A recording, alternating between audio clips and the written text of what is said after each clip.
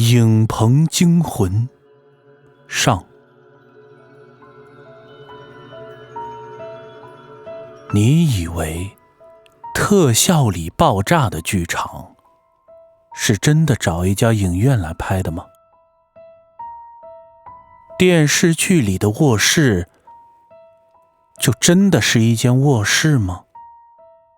电影中公交车里的戏完全是在大马路上拍的吗？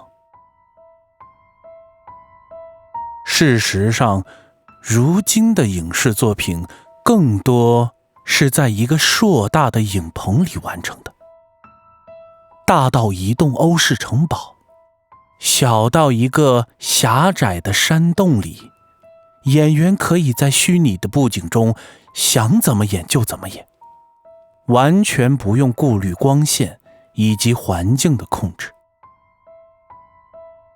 我记得那是我很久前参加的一档综艺节目，因为某些原因推迟了2年才播出。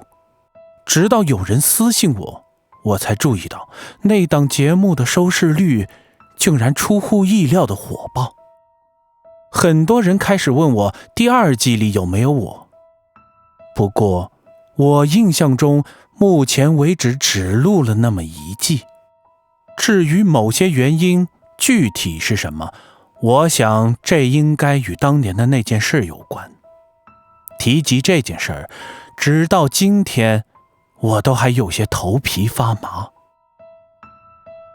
那一年的冬天，我在北方参加了一个综艺节目的录制。我起先以为在台里录，没想到下了车才发现，我被带到了近郊的一处有4层楼高的录影棚里。外面有多冷，里面就有多热。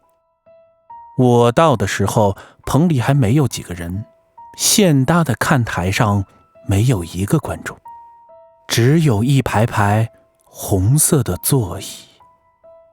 等到艺人准备走台的时候，超大功率的灯光烤在各种胶皮以及线缆上，散发出极其难闻的气味。来早了吧，你得像我这样戴个口罩。一个戴着墨镜的男人站在我身边，指了指自己的脸道：他的发型向来很独特，我一眼就认出了他，他可是某位知名艺人的金牌制作。我这才放下捂住口鼻的手，与他寒暄道：呀，莫老师，好久不见。陆陆续续，艺人和选手相继到场，硕大的场地给节目组平添了几分烦恼。现场导演拿着麦克风，在大喇叭里不断地喊着，影棚里全是他的回声。我不禁抬头向上看了看，不免心头一颤。头20米高的棚顶下架满了灯具，齐刷刷地射向舞台与评委席，而那没有灯光照射的地方却是黑漆漆的一片。就在这时，听得咚的一声巨响，舞台的地板上瞬间出现了一个坑。站在一旁的选手脸色铁青，在场的所有人都傻住了。几秒钟后才反应过来，那是一台足有70斤重的电脑灯，从天而降，摔得支离破碎。选手被吓哭了，那是一个20来岁、面容姣好的女生。现场立时炸开了锅，喇叭里更是传来导演大声的斥责。几个工作人员迅速爬上了舞台，看到制作人莫大成也冲了过去，但他立时将那女生抱进了怀里。这不可能的，我们公司绝对不会出现这种事故。一个中年人瞪大了双眼，失魂落魄的道：“看样子他应该是搭建灯光的负责人。”我再次抬头望了望头顶上的灯架，依然是黑漆漆的一片，什么都看不到。试想，一个70斤重的大块头从10米高的地方砸向一个人的脑袋，会是什么样的后果？可是在一系列的排查后，却发现了一个让人汗毛倒立的现象。那台电脑灯的螺丝竟然紧紧地留在了雷亚架上，那一排上百台灯都是经过专人安装上去的，怎么会从底座脱落掉下来呢？而且还正好与歌手擦肩而过，险些要了他的命。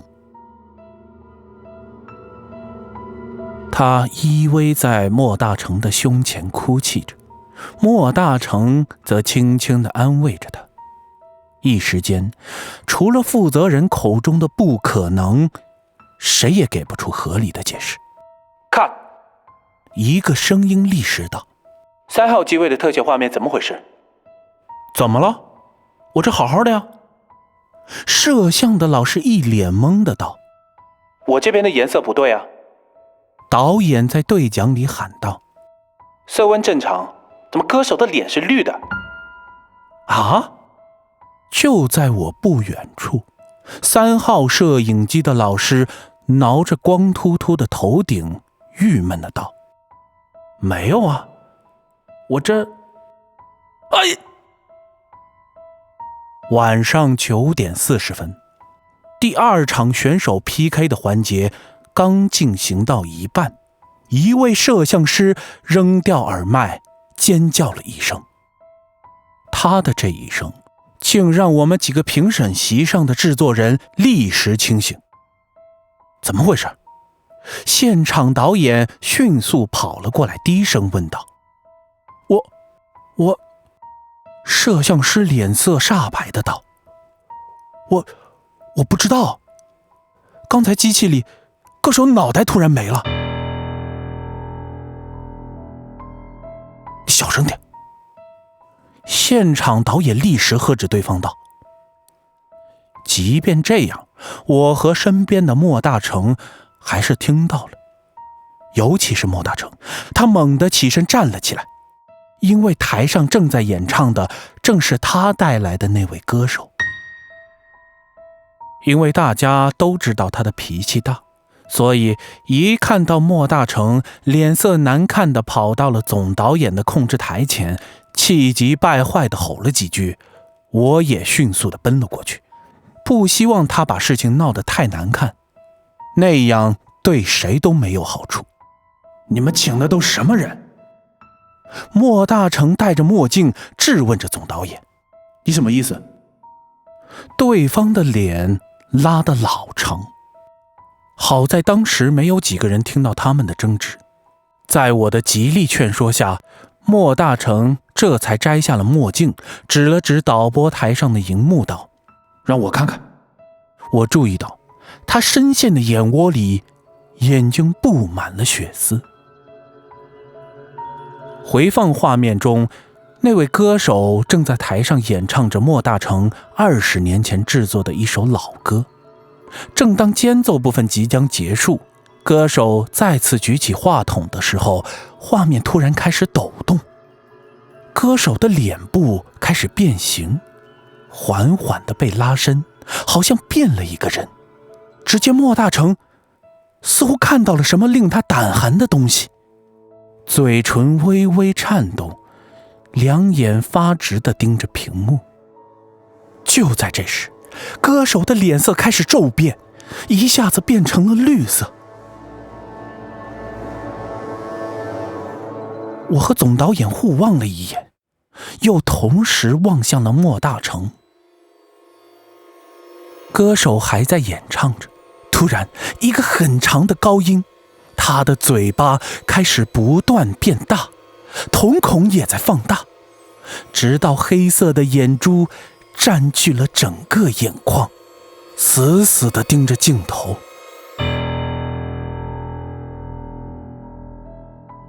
我终于明白了导演为什么突然喊停，没找到原因以前，这个画面根本不能用。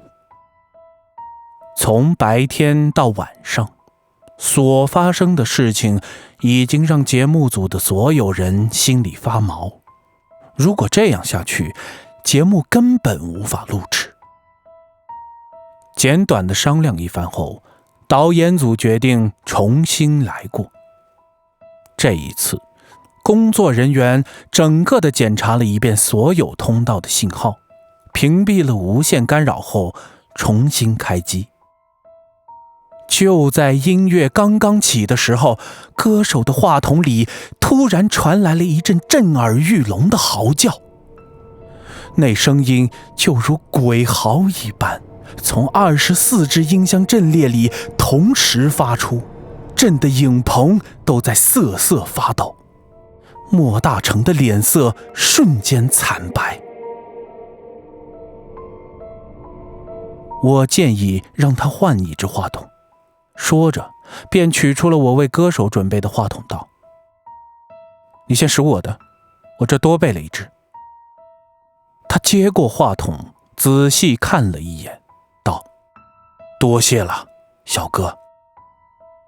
换话筒的时间里，莫大成没有多看那位歌手一眼，他的神态显得有些坐立不安。而我也借着这个机会出去透了透气。10分钟后，当喇叭里不断地叫着那位歌手的名字时，我才意识到他不在现场。